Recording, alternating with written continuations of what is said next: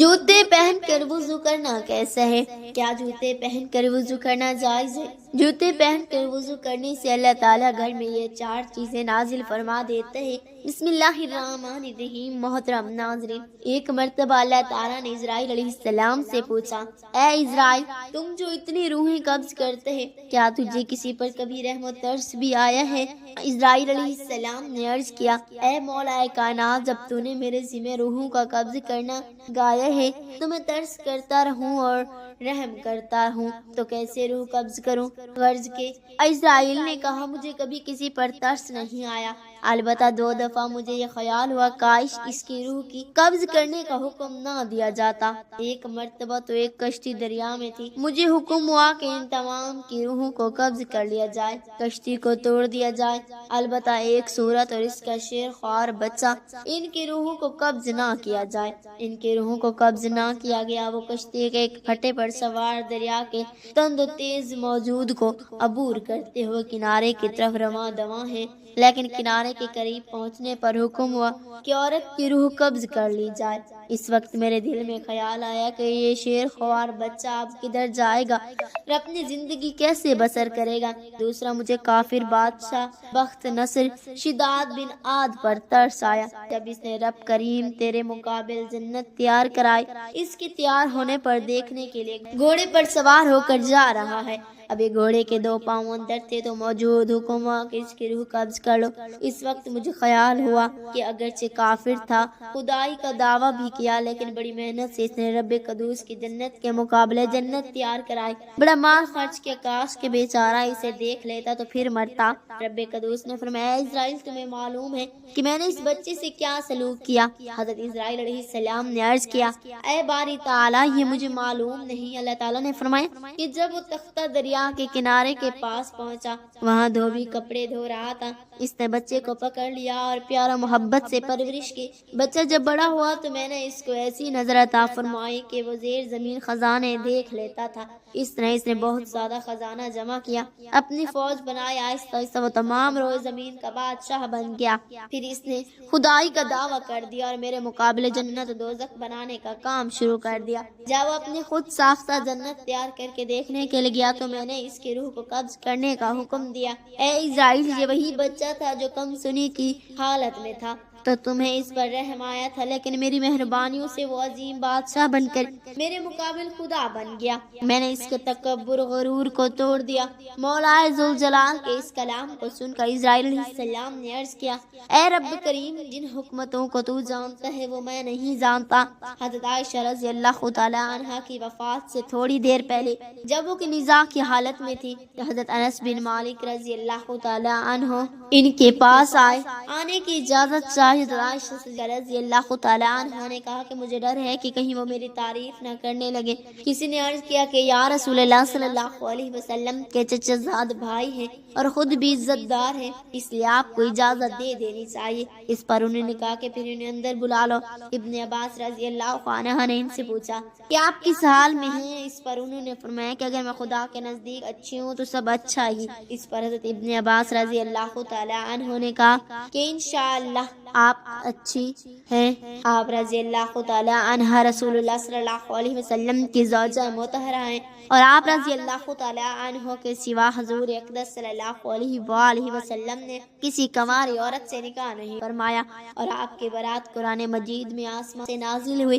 حضرت ابن عباس رضی اللہ تعالیٰ عنہ کے تشریف لے جانے کے بعد آپ کی خدمت میں حضرت ابن زبیر رضی اللہ تعالیٰ عنہ حاضر ہوئے۔ حضرت عائشہ صدیقہ رضی اللہ تعالیٰ عنہ نے ان سے فرمایا کہ ابھی ابن عباس آئے تو میں تعریف کی تو میں تو چاہتی ہوں کہ کاش میں ایک بھولی بصری گمنام ہوتی۔ روح المعانی میں ہے کہ حضرت عبداللہ بن عمر رضی اللہ تعالیٰ عنہ فرماتے ہیں کہ نبی کریم صلی اللہ علیہ وآلہ وسلم باہر تشریف لائے تو آپ کے دونوں ہاتھوں میں 2 کتابیں تھے۔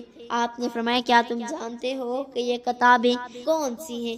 ہم نے عرض کیا نہیں یا رسول اللہ صلی اللہ علیہ وآلہ وسلم، ہمیں وہی معلوم ہوتا جو آپ خبر دیتے ہیں۔ اس کے متعلق آپ صلی اللہ علیہ وآلہ وسلم نے ارشاد فرمایا، یہ رب العالمین کی طرف سے کتاب ہے جس میں تمام اہل جنت اور ان کے آباء و اجداد کے نام ہیں۔ اور ان کے قبائل کے نام ہیں۔ پھر ان کے آخر میں ان کا مکمل میزان پیش کر دیا گیا ہے، تو اس میں کبھی نہ کوئی زیادتی کی جائے گی اور نہ کمی۔ پھر آپ صلی اللہ علیہ وآلہ وسلم نے دوسری کتاب کے متعلق جو آپ کے بائیں ہاتھ مبارک میں بھی ارشاد فرمائی، یہ رب العالمین کی طرف سے کتاب ہے جس میں دو ذکیوں کے نام اور ان کے آباء و اجداد اور ان کے قبائل کے نام ہیں۔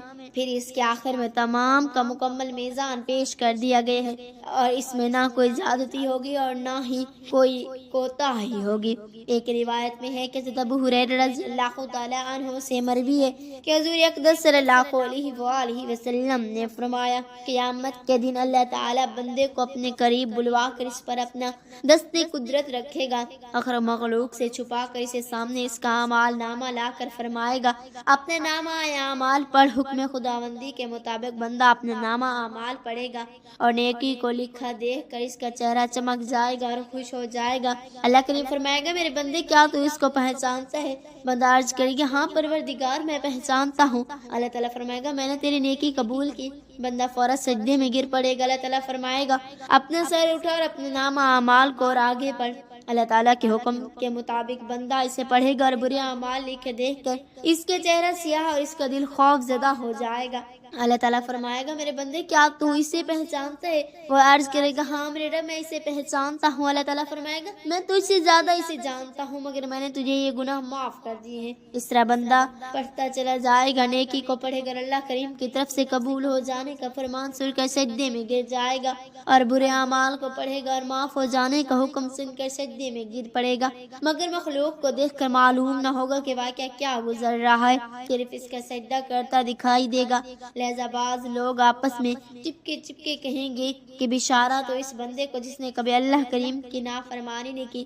کسی کو معلوم نہ ہوگا کہ اللہ تعالیٰ کا اور اس کا کیا معاملہ گزرا ہے۔ جوتے پہن کر وضو کرنا جائز ہے، لیکن اس کے لیے شرائط ہیں۔ اگر آپ نے وضو کر لیا ہے اور وضو کے بعد جوتے پہنے تو آپ جوتے اتارے بغیر مسح کر سکتے ہیں، بشرط یہ کہ جوتے پاک ہوں، کسی ناپاکی سے آلودہ نہ ہوں۔ جوتے اس قسم کے ہوں کہ وہ پاؤں کے ٹخنے تک ڈھانپ۔ وضو ٹوٹنے کے بعد مسح کا وقت شروع ہوتا ہے۔ مسح کرتے وقت ہاتھ کو گیلا کر کے جوتے یا موزے کے اوپر والے حصے پر پھیر دیا جائے۔ اگر جوتے اس طرح کے نہیں ہیں تو ٹخنوں کو ڈھانپ سکیں تو وضو کرتے وقت جوتے اتار کر پاؤں دھونا ضروری ہے۔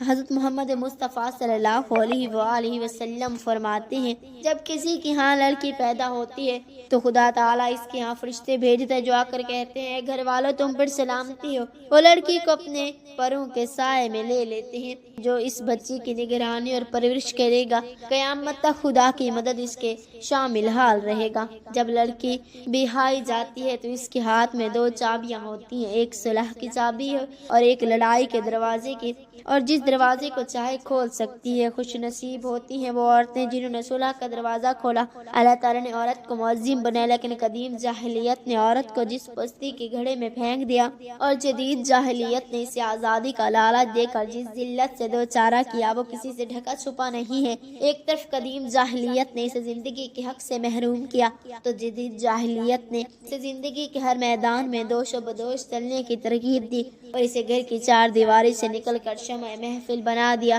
جاہل انسانوں نے اسے لہو و لعب کا کھلونا بنا دیا اور اس کی بدترین توہین کی اور اس پر ظلم و ستم کی انتہا کر دی۔ تاریخ کی اوراق سے پتہ چلتا ہے کہ ہر عہد میں عورت کیسے کیسے مصائب و مکروہات جھیلتی رہی اور کتنی بے دردی سے کیسی کیسی پستیوں میں پھینک دی گئی، اور عورت اپنی عزت و وقار کھو بیٹھی، آزادی کے نام پر غلامی کا شکار ہو گئی۔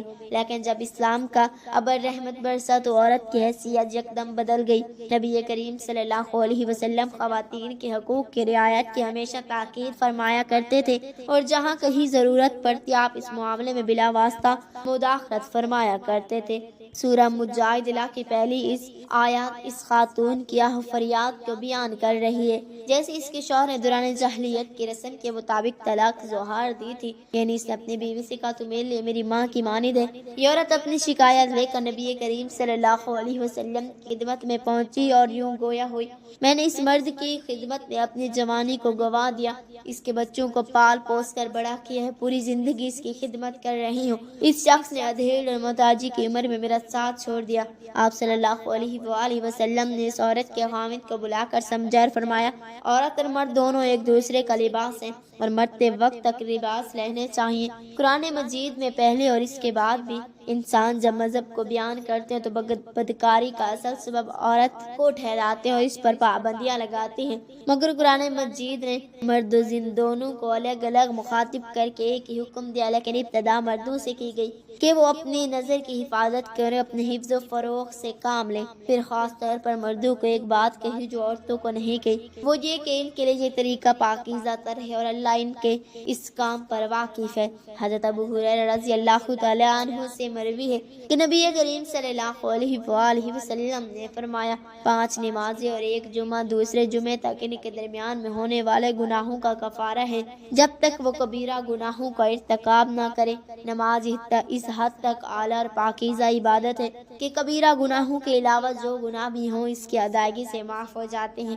جو مسلمان نماز اور عبادت کرے، اسے چاہے کہ وہ کبیرہ گناہوں سے بچے تو پھر اللہ تعالیٰ اس کے صغیرہ گناہ نماز کی برکت سے معاف کر دیتا ہے۔ بتقاضی بشریت اگر کبیرہ گناہ ہو جائے تو اس کا بہترین حل یہ ہے کہ وہ اپنے کیے ہوئے گناہ پر شرمسار اور اللہ کریم کے بارگاہ میں نہایت عاجزی اور شرمساری سے توبہ کرے تو اللہ تعالیٰ اس کے کبیرہ گناہوں کو معاف کر دے۔